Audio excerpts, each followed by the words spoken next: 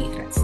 Pero realmente sabemos qué es el BIRADS, realmente sabemos el por qué y para qué se utiliza. Esa es nuestra misión de esta noche, de desmenuzar un poquito la terminología en vista de que se acerca ya el lanzamiento de la sexta edición del mismo.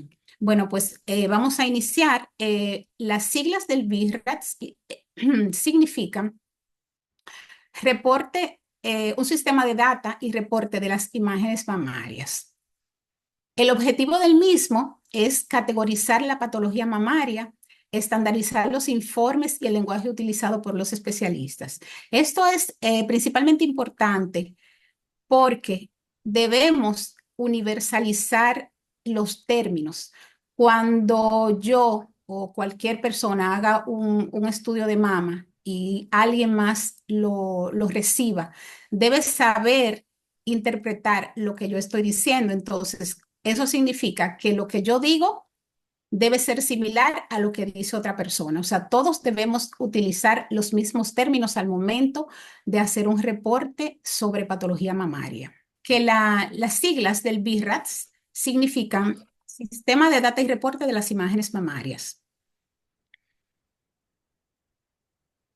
El objetivo del mismo es categorizar las patologías mamarias y estandarizar los informes, como ya dije anteriormente, que todo el lenguaje utilizado por las personas que hacemos imágenes mamarias sea estandarizado, sea universalizado. El BIRAD se originó en el 1992 por el Colegio Americano de Radiología. Esa fue su primera edición. Pero hasta la tercera edición era exclusivamente para mamografía. No es hasta el 2003 que se introduce el BIRADS para el ultrasonido y la resonancia. En el 2013 sale la quinta edición, que es la que está en uso hasta la actualidad. Esta es la portada del libro del BIRADS. Como les dije anteriormente, esta sería la segunda edición para ultrasonido y resonancia.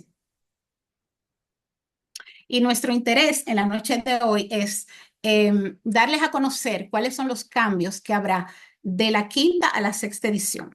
Puse esta imagen porque tenemos 3 años en espera del lanzamiento de la sexta edición. Esto se debe, este retraso, a que todavía se están realizando estudios en cooperación con las informaciones nuevas y también por algunos cambios que hubo en las políticas de salud de los Estados Unidos. Y hasta que todo eso no se concluya, no van a lanzar, pero se supone que en el transcurso de este año ya debe salir. Esta noche lo que vamos a tratar básicamente es el léxico ecográfico, cómo debemos reportar de manera correcta un examen de mama. Las modificaciones que se han hecho al BIRADS se van a dividir en 4 grupos, que son las consideraciones generales, la descripción de los nódulos, características asociadas y casos especiales. Vamos a comenzar con las consideraciones generales. Es importante describir la anatomía ecográfica de la mama, conocer la anatomía ecográfica de la mama dependiendo principalmente de la edad de la paciente, las técnicas ecográficas que utilizamos al realizar un examen, sabiendo que el ultrasonido es 100%, perdón, operador dependiente, tratar de utilizar la mejor técnica, utilizar bien las ganancias, dentro de lo posible, optimizar la calidad de la imagen. Obviamente no todos trabajamos con equipos de última generación, pero eh, el equipo que tengamos debemos tratar de sacarle el mejor provecho. Marcado de las lesiones. Esto es sumamente importante, sobre todo cuando hay lesiones de sospecha.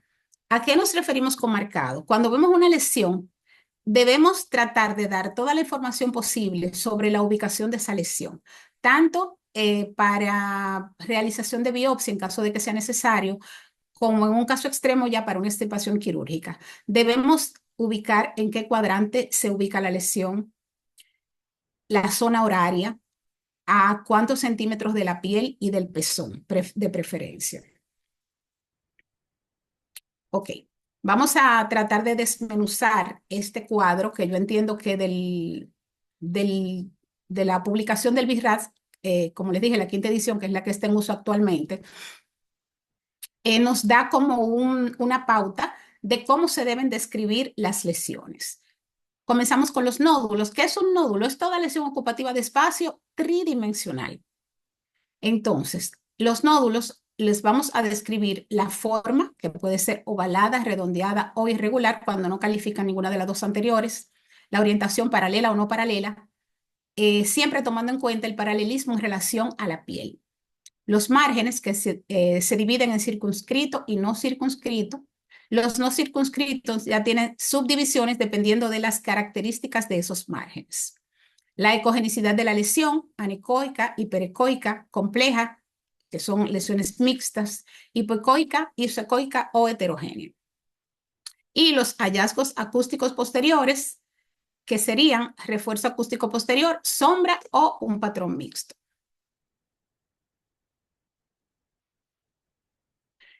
Como ya dije, las 5 características más importantes de un nódulo que se deben describir en un reporte son la forma, la orientación, el margen, el patrón ecogénico y las características posteriores. Dentro de estas, las más importantes para diferenciación de benigno y maligno son la forma, la orientación y el margen. La forma puede ser redonda, oval o irregular. La orientación paralela o no paralela. Ya esto lo mencionamos. Ok. Aquí les voy a mostrar un ejemplo de cómo debemos describir las lesiones que vemos con más frecuencia. Por ejemplo, una lesión quística. La forma la vamos a describir como ovalada, la orientación paralela, un margen circunscrito, la lesión es anecoica y las características posteriores de dicha lesión es un reforzamiento posterior. Esta otra lesión que probablemente sea un fibroadenoma, forma ovalada, paralela como margen circunscrito, ya esta es hipoecoica y en este caso el hallazgo posterior lo vamos a describir como mixto porque tiene un área de reforzamiento posterior, pero en los lados, en el extremo de la lesión, podemos ver una fina sombra posterior. Ya esta es una lesión con características de malignidad. Fíjense que no entra en calificativo de redondeada ni de ovalada. Por lo tanto, la debemos definir como irregular. Es antiparalela porque es más alta que ancha. El diámetro anteroposterior es mayor al diámetro transverso. Tiene un margen no circunscrito. El borde, hay áreas del borde que no lo podemos definir. Es hipoecogénica, incluso si nos fijamos hacia el extremo derecho, tiene incluso calcificaciones intralesionales y tiene una fuerte sombra posterior. La mayoría de estas características nos orientan hacia una lesión probablemente maligna. Entonces, ¿qué cambios hubo entre la cuarta y la quinta edición? En la cuarta edición se utilizaban los términos límite de la lesión e interfaz abrupta. Estos dos términos ya no se utilizan, sino que fueron sustituidos por el término margen. Igual se utilizaba halo ecogénico, que fue sustituido por margen no circunscrito, y quiste complejo, que ahora se sustituye por nódulo mixto quístico sólido. El término lobulado se sustituyó por ovalado siempre y cuando no sean más de 3 macrolóbulos y estos sean circunscritos. En cuanto a las calcificaciones, ya no se dice micro o macrocalcificaciones, sencillamente se mencionan tomando en cuenta que el gol estándar para la clasificación de las calcificaciones sigue siendo la mamografía. Cuando vemos calcificaciones, no las clasificamos micro o macro, sino lo más importante es determinar la localización, sea intra o extranodular o intraductal.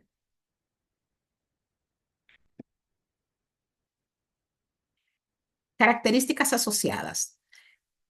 Independientemente del tipo de lesión que veamos, siempre debemos mencionar cuando encontramos otros cambios. ¿Cuáles serían estos? La distorsión de la arquitectura del tejido glandular, los cambios ductales, ya sea dilatación de los ductos o estructuras que se vean dentro de los ductos, cambios cutáneos, como engrosamiento y retracción. Esto es importante, sobre todo por ejemplo, en mi caso, yo trabajo en un hospital oncológico y cuando vemos una mama con una piel engrosada o con un área de retracción, esto debe llamar mucho la atención. Hay veces que no necesariamente tiene que ser por una patología maligna.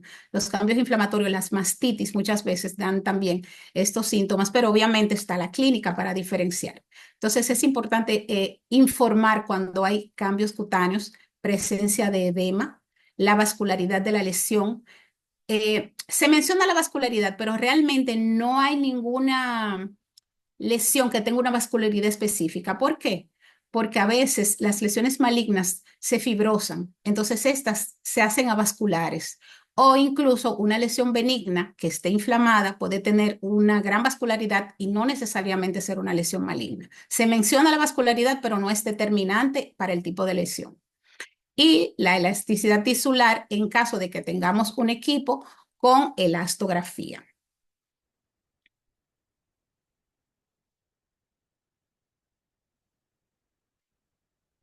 ¿Qué son los casos especiales? Son hallazgos eh, que no es que dejan de ser importantes, pero no necesariamente significan patología. Por ejemplo, los quistes. Aquí me voy a detener un poquito. Los quistes se clasifican en simples agrupados cuando vemos múltiples estructuras quísticas, todas en la misma área, o quistes complicados. El BIRATS, los términos del BIRAT dicen que en una mama con múltiples quistes no necesariamente es obligatorio medir cada uno de ellos.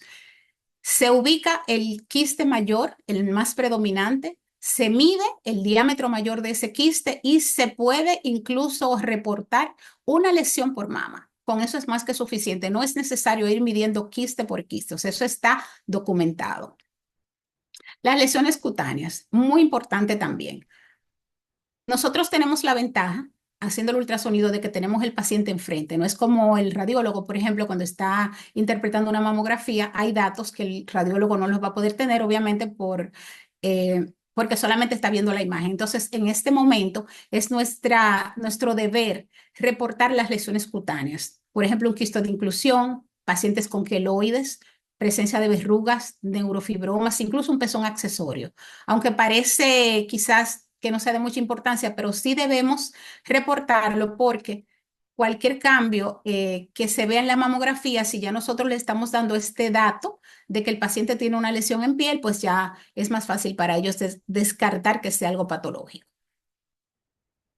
Los cuerpos extraños por igual deben reportarse presencia de implantes, los expansores. En oncología, las pacientes que se les realiza mastectomía y se quieren implantar una prótesis, se utiliza un dispositivo que se va llenando gradualmente con solución salina para estirar la piel y que luego cuando se le vaya a hacer el implante a la paciente tenga más espacio. Estos dispositivos también deben describirse. Los clips de marcaje para las lesiones que se van a ser extirpadas quirúrgicamente y no son palpables. Se les coloca un clip de marcaje, igual los catéteres de drenaje. Toda imagen que uno vea y más sabiendo la clínica del paciente deben documentarse. Y igual la presencia de ganglios, ya sea intramamarios o ganglios axilares. Las alteraciones vasculares, como las malformaciones arteriovenosas, la enfermedad de Mondor. El Mondor es una vasculitis de las venas superficiales del tórax. La paciente va a sentir o le va a decir que que se siente debajo de la piel como una estructura, como un cordón fibroso, pero eso no es una lesión de la mama, es una lesión vascular y regularmente esta paciente va a tener síntomas en otras partes del cuerpo que se pueden relacionar también a esta entidad. Las colecciones líquidas postquirúrgicas, principalmente en las pacientes mastectomizadas, es muy común que hagan seromas. La mayoría no tienen una mayor repercusión.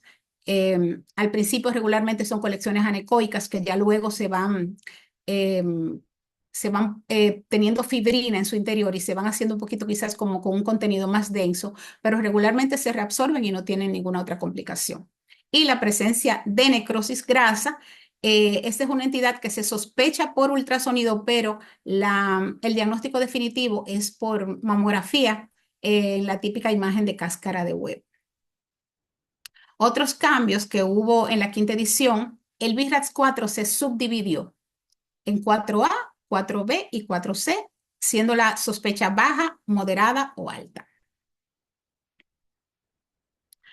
El patrón tisular de la mama. Hay tres tipos de patrones tisulares que se describen y se denominan con letras. ¿Por qué? Para que no haya una confusión entre la categorización del patrón tisular y la categorización del BIRATS numérico. Entonces, el tipo A de patrón tisular es el homogéneo adiposo, el B homogéneo fibroglandular y el C heterogéneo. Entonces, hasta ahí ya comentamos los términos que se han estado utilizando hasta la actualidad. Vamos ahora a hablar de los nuevos términos que se van a incluir en la sexta edición del BIRATS, pero que ya están aprobados por el Colegio Americano de Radiología. Uno de estos nuevos términos es el componente fibroglandular. Es una, como diríamos, una percepción subjetiva, porque no es que se mide, sino que se ve la proporción de tejido fibroglandular de la mama en relación al componente graso. Si es mínimo, menos de un 25%, leve de 25 a 49, moderado 50 a 74 y marcado mayor de 75. ¿Qué importancia tiene esto? Que a mayor componente fibroglandular de la mama, tiene una mayor probabilidad de ocultar lesiones, porque la mayoría de las lesiones neoplásicas se originan del tejido fibroglandular. Entonces, una mama que tenga un porcentaje marcado de tejido fibroglandular, debemos examinarla con más cuidado. Otro elemento nuevo que se va a incluir en la sexta edición es el término corteza ecogénica. ¿En qué consiste la corteza ecogénica? Es una banda gruesa de tejido ecogénico que rodea una masa, ya sea de manera total o parcial. Esta distorsiona la apariencia del tejido circundante y puede representar una reacción desmoplásica, que es la reacción que sufren los tejidos que circundan una lesión neoplástica. Regularmente es un cambio fibrótico o por igual también edema tumoral. A esto nos referimos cuando hablamos de corteza ecogénica. Vemos una lesión con típicamente características malignas, una lesión muy hipoecogénica en relación al tejido circundante, de bordes irregulares, antiparalela. Como ven, esta corteza ecogénica tres cosas que jamás le harías a tu cuerpo hoy en día con la información que tienes. se disrumpe en algunos lugares, o sea, no rodea 100% la imagen, pero es muy evidente. Quiero hacer énfasis en esta diapositiva. Cuando veamos una lesión, igual como esta, que tiene características de malignidad y vemos que tenga una corteza ecogénica, al medir la lesión debemos incluir a la corteza dentro de la medición, porque se ha demostrado que al incluir en el diámetro a la corteza hay una mejor correlación del tamaño con la pieza histopatológica. Este hallazgo de corteza ecogénica tiene un alto riesgo de malignidad, excepto cuando hay necrosis grasa. En la necrosis grasa, la diferencia va a ser que esta corteza o este halo ecogénico alrededor de la lesión es regular y tenemos en clínica una historia, ya sea de cirugía o de trauma, en el área donde vemos la lesión. Y como dije anteriormente, el diagnóstico ya concluyente de una necrosis grasa es el hallazgo de una lesión en forma de cáscara de huevo en la mamografía. Esta corteza ecogénica no debe confundirse con la pseudocápsula ecogénica que se ve alrededor de los fibroadenomas. Esta es una imagen habitualmente ovalada, es uniformemente delgada y vemos características benignas. Es una lesión con bordes definidos, ovalada, paralela, una lesión típicamente benigna. Lesión no masa. Con el desarrollo de los equipos de ultrasonido y una mayor resolución, hemos tenido la oportunidad de ver lesiones que antes no la detectábamos. Entonces, ¿a qué llamamos una lesión no masa? Es una lesión que no cumple con los criterios de un nódulo. Como dije anteriormente, un nódulo es una lesión que ocupa espacio, pero es tridimensional. La lesión no masa no tiene tres dimensiones, solamente la podemos identificar en dos planos. Es una lesión amorfa donde no podemos determinar los márgenes. No podemos determinar con exactitud dónde inicia y dónde termina. No tiene forma, no podemos decir que es ovalada ni redondeada. Cuando es maligna, habitualmente es un carcinoma ductal in situ. Aunque este término apenas se va a incluir en la sexta edición, no es un término nuevo. Si vemos este artículo, data del 2001, donde un grupo de científicos dicen que por qué no se utiliza el término no masa, por qué no se había incluido en el BIRATS. O sea, desde el 2001 se está reclamando, vamos a decir así, el uso de este término, pero ya hasta ahora, hasta este año, es que se va a incluir en la terminología del BIRATS. Las lesiones no masa pueden ser hipoecoica, isoecoica, hiperecoica, mixta, no tienen una ecogenicidad definida. La distribución por igual tampoco es definida, puede tener cualquier forma. ¿Cuáles son las variables asociadas? Pueden tener una corteza ecogénica, distorsión, sombra posterior, hipervascularidad y cambios ductales. Si una lesión no masa se asocia a quistes en su composición, se inclina más a ser benigna, mientras que cuando le vemos presencia de calcificaciones, pues entonces pensamos en una malignidad. Estas lesiones son palpables en el 9.1% y se acompañan de secreción por el pezón en un 12.5%. Este es un ejemplo de una lesión no masa. Es importante aquí notar que el término forma y el término margen no se aplica cuando se describe una lesión no masa, porque no tiene forma y tampoco podemos describir los márgenes. Por lo tanto, no se aplican estos descriptores en una lesión no masa. Ese es otro ejemplo de una lesión no masa. Fíjense que en uno de los cortes, en el corte longitudinal, podemos apreciar la masa, pero al rotar el transductor la imagen desaparece. Por lo tanto, no es tridimensional. Entonces, para concluir en la noche de hoy, ¿qué debemos llevar a casa? ¿Qué debemos recordar? Estamos a la espera de la sexta edición. Toda la información que hemos conversado esta noche es una información preliminar. ¿Qué queremos decir con esto? Que todavía pueden haber más cambios en los descriptores hasta el lanzamiento ya definitivo de la sexta edición.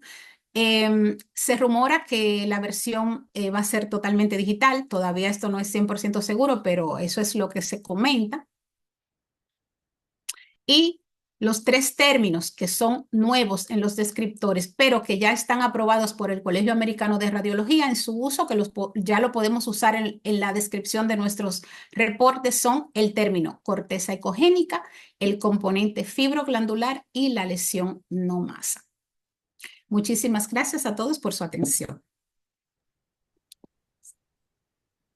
Muchísimas gracias, doctora Jacqueline Reyes. Muy didáctica, muy específica, muy puntual y eso es lo que agradecemos. De veras que ha sido muy útil y pueden hacer sus preguntas a la doctora Jacqueline a través del chat. Por aquí vi un comentario respecto al momento en el que la doctora conversó de la medición o no medición de quistes.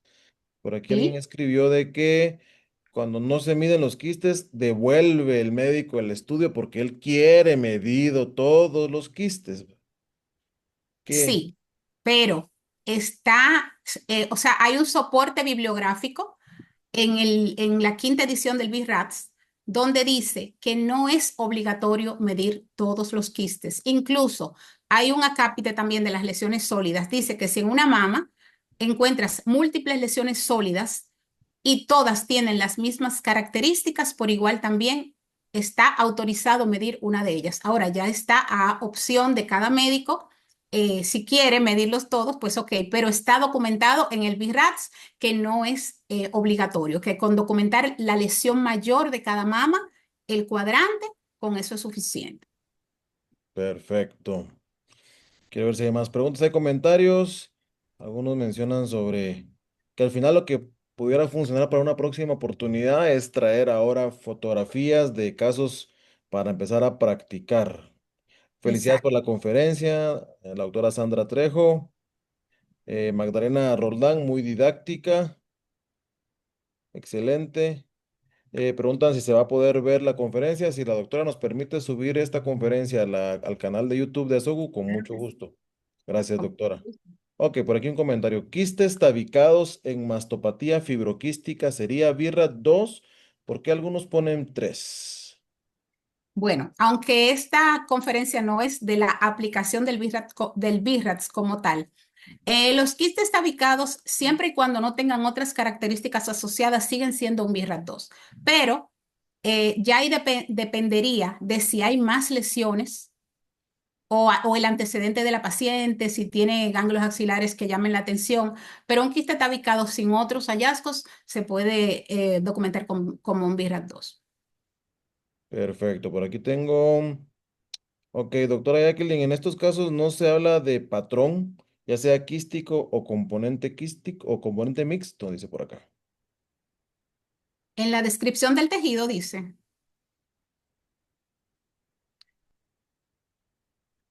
Me imagino que sí.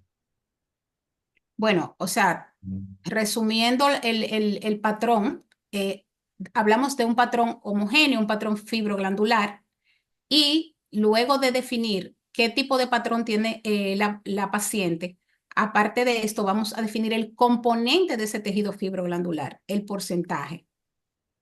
No sé si se refiere a eso la pregunta. Vamos a ver si nos contestan por aquí. Mientras tanto, Pamela nos pregunta, ¿abordaje en la mama masculina?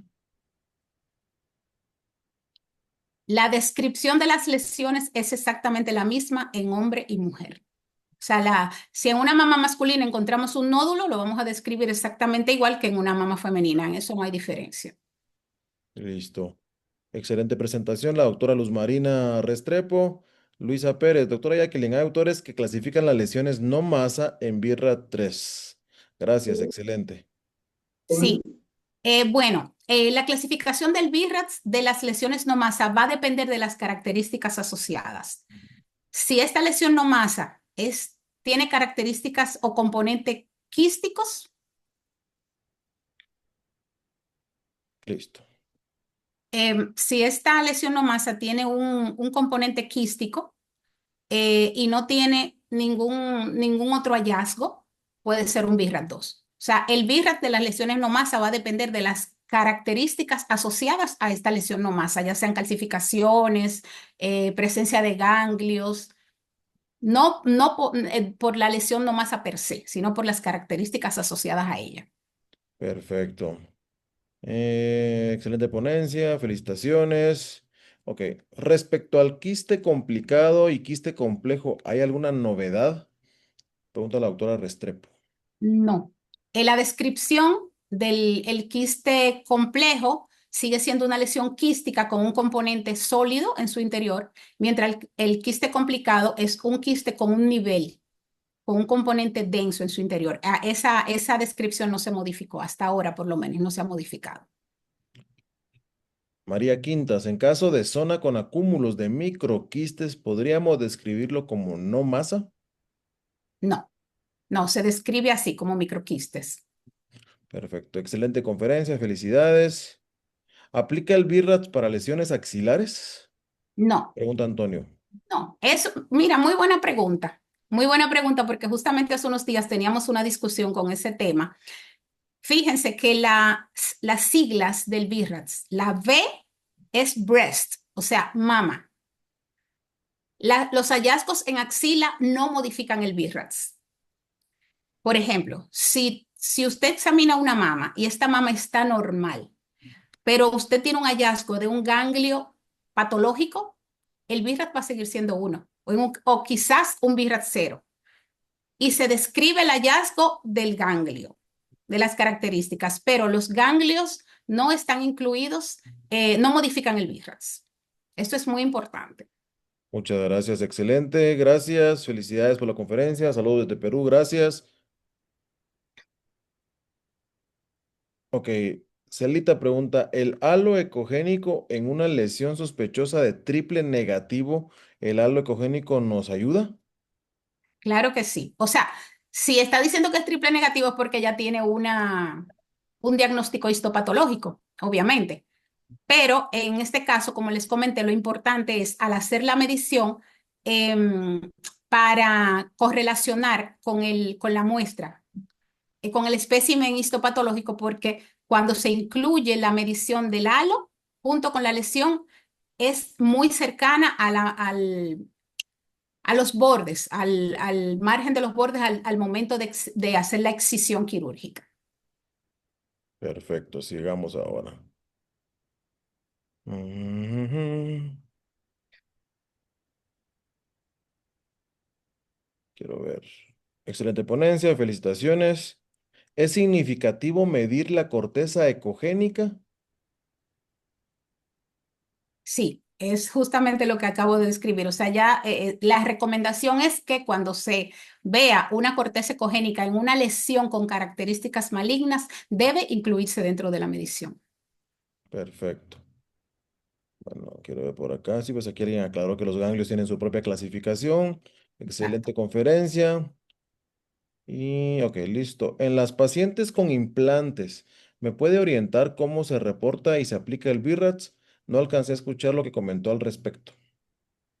Es que el BIRATS, o sea, una paciente con implantes, si el tejido mamario está normal, sigue siendo un BIRAT 1 porque no tiene una patología. Sencillamente se reporta un BIRAT 1 y se describe el hallazgo del implante, pero el BIRAT no se va a modificar. O por igual, si tiene algún hallazgo, lo describe, pero no es que el implante le va a cambiar la clasificación del BIRATS. Perfecto. Nancy Turcios, orgullosa por la presidenta, dice, y gracias por la conferencia tan clara y precisa. Muchas gracias, Nancy. La doctora Elga Castillo, también amiga nuestra, nos acompaña esta noche. Gracias por las felicitaciones. Julio Aníbal Villanueva dice, ¿podría darnos un ejemplo de alguna descripción de una lesión no masa en el reporte? ¿Cómo lo concluimos y qué recomendaríamos al médico? Exacto, bueno. La imagen que presenté, eh, primeramente, como dije, no, en estas lesiones no se describe el borde ni la forma. Vamos a describir una lesión amorfa, le vamos a describir, bueno, si se le puede, por ejemplo, tomar quizás el diámetro mayor a la lesión, si tiene características asociadas esta masa, lesiones quísticas, calcificaciones, se describe. Lo más importante en este caso es describir la ubicación porque no siempre son palpables. Y al final del reporte ya está aprobado ese término como concluyente. Lesión no masa en cuadrante superexterno de la mama izquierda y el BIRATS, como ya dije, va a depender de las características asociadas a esta lesión. Si es una lesión no masa con quistecitos en su interior, lo puede dar perfectamente como un BIRAT 2. Ahora, si es una lesión no masa que tiene calcificaciones, usted encontró un ganglio inflamatorio, la paciente tiene una historia de un familiar con cáncer de mama o uso de anticonceptivos o algún otro dato que te pueda hacer pensar en una probable patología maligna, pues ya ahí tú categorizas esa lesión, 3 o 4, dependiendo de las características. Perfecto. Saludos, buena explicación, la doctora Nivido, el doctor Roberto Moncayo que nos acompañó, Roberto Moncayo, excelente presentación. Gracias por la ponencia, doctora Silvia Lam. La doctora Luz Marina, ¿el amartoma en qué BIRAT se clasifica? El amartoma es una lesión benigna, BIRAT 2 regularmente. Felicitaciones, más felicitaciones, más felicitaciones. Ahí preguntaban por el link, ya se compartió en el chat el link de asistencia y de horas crédito, es el mismo link para las dos cosas. Médicos de Guatemala, ahí mismo pueden solicitar sus horas crédito. Excelente ponencia. Ok, Luisa Pérez, los conglomerados quísticos es la misma descripción de agrupados. Sí, sí. Sí, es un término de semántica más, pero es la misma descripción. Las lesiones intraductales, ¿cómo se clasifica? Bueno, regularmente las lesiones intraductales se van a describir dependiendo los hallazgos. Si es una dilatación ductal, sin otra asociación. Es importante la historia de la paciente, si ha lactado, ver cómo está sus niveles hormonales, la prolactina, o sea, son muchas. Ahora, si esa lesión, si esos cambios ductales tienen una lesión en su interior, por ejemplo, los papilomas intraductales, regularmente se clasifican, yo particularmente los clasifico en un BIRAT 3, porque me gusta darle seguimiento. El BIRAT 3 tiene que verla en 6 meses. Eh, Casi siempre las lesiones ductales sin otras asociaciones no tienen mayor inconveniente, pero siempre es importante las características asociadas a esa lesión. Ahora, si tienes una dilatación ductal y ves una lesión sólida, que entiendes que es por ya un caso obstructivo, pues ahí entonces sí le darías un BIRAT más alto dependiendo. Perfecto. ¿Es válido hacer un reporte de BIRAT 0 por ultrasonido o solo aplica en mastografía? ¿Se usa BIRAT 0 en ultrasonido? Claro que sí, igual. Perfecto.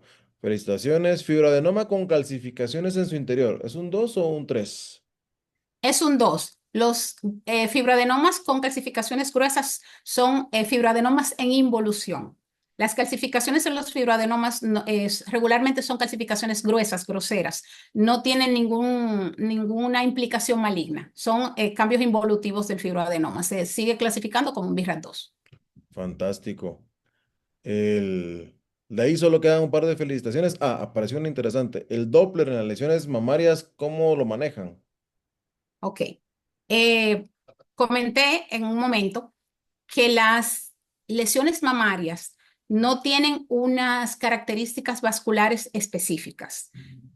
Em, Se debe describir, por ejemplo, si tiene una vascularidad central o una vascularidad periférica o esa vascular. Sí, se describe el hallazgo de Doppler, pero no porque digas, ah, mira, esta lesión tiene una vascularidad central, es maligna. No, ya antes sí se pensaba, pero ya no.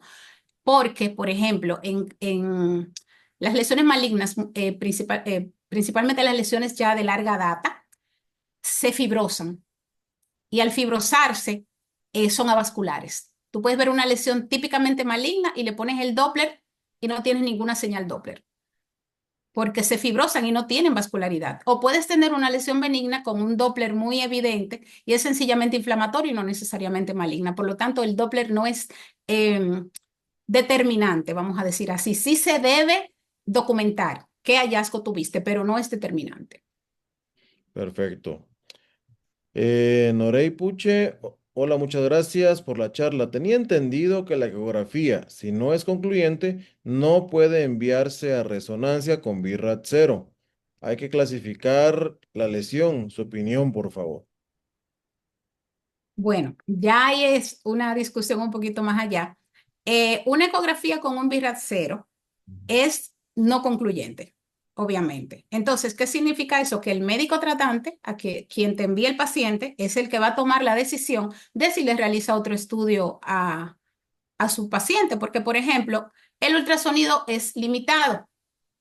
O sea, por eso se hace un perfil, lo correcto es hacer un perfil mamario, de correlacionar la mamografía con el ultrasonido, porque hay lesiones que no la podemos determinar 100% por ultrasonido. Entonces ya la resonancia, por ejemplo, en mi país, la resonancia de mama es un estudio costoso. O sea, no es un estudio que se hace de rutina.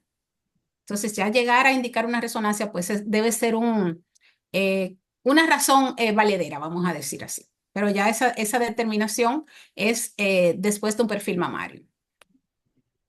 Me gusta porque ha habido mucha pregunta. Quiere decir que es un tema Sí, que manejamos a diario y en el que todavía exacto. tenemos justamente esa cosquilla de si lo Claro. estamos haciendo tal cual y que también tiene esa ventana de interpretación según dónde estés, desde un centro público hasta un centro privado o centros especializados. Está muy interesante esta noche.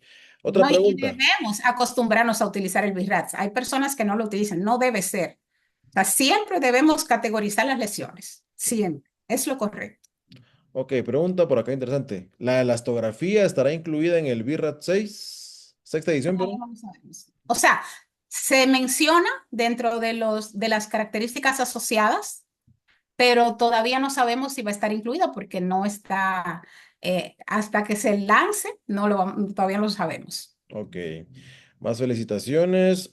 Nuevamente, adenopatía axilar. Dice, cuando encontramos una adenopatía axilar sin hallazgos mamarios, ¿se puede clasificar como un ganglio centinela? No, no. Una adenopatía axilar puede ser incluso una enfermedad sistémica, o sea, hasta inflamatoria, no necesariamente un ganglio centinela. Sí. Si la mama no tiene lesiones, es un BIRAT1 y describes el hallazgo del ganglio.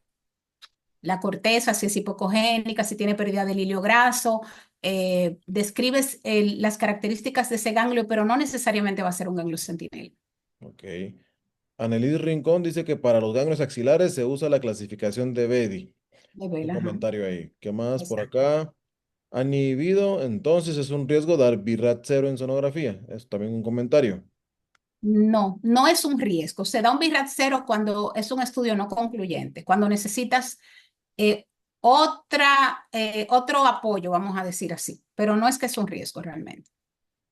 ¿Se maneja el concepto de examen de segunda intención?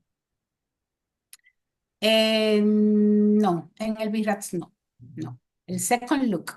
Ajá, exactamente una segunda vista.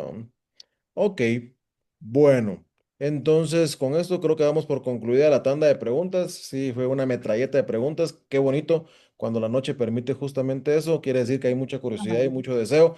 Y yo creo que podemos desde ya invitar a la doctora a que quizá el próximo año pudiéramos hacer una especie de maratón o olimpiadas Oh, de, Dios, de casos para que practiquemos un poco, ¿verdad? Porque eso cuando creo que también guste. quedaría como un buen ejercicio hacer el ojo, hacer el ojo, hacer el ojo, porque es la Claro, claro inquietud que que todos sí. tenemos, ¿ok?